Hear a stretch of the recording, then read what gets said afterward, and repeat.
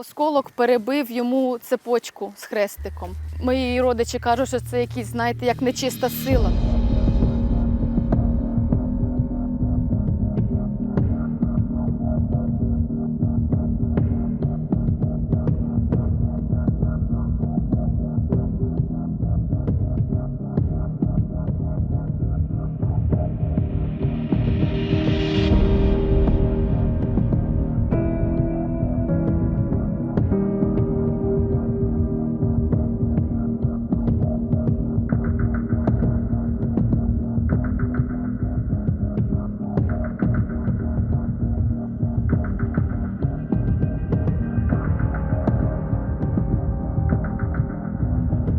Вони сюди під'їжджають БТРи, постріляють в цю сторону і все.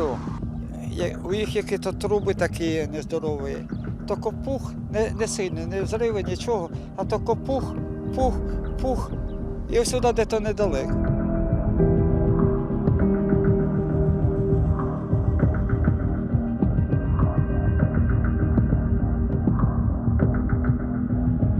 Когось забирали, ми чули по селу, якихось хлопців молодих таких, тобто когось убивали. Це будмаркет був.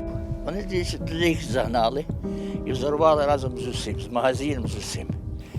Це тут були продавці просто? Да.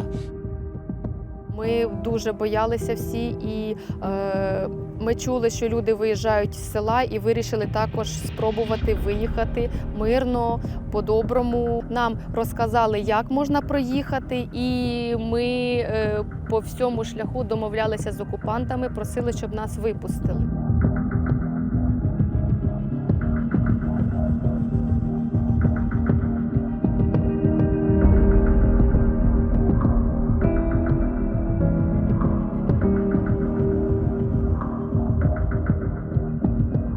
На останньому блокпосту вони нам дозволили проїхати через трасу.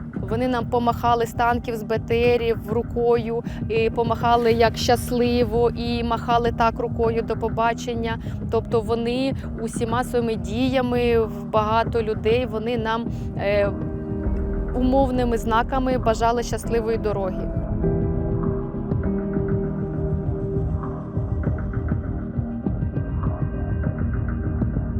Я їхала з молодшим хлопчиком в третій машині, і ми не зрозуміли, що це. Нам здавалося, що почався стукіт, наче мерзлої землі по колесах.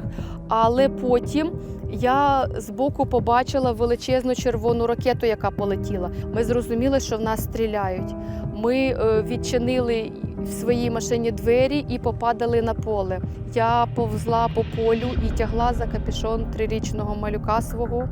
Старший син сидів у другій автівці.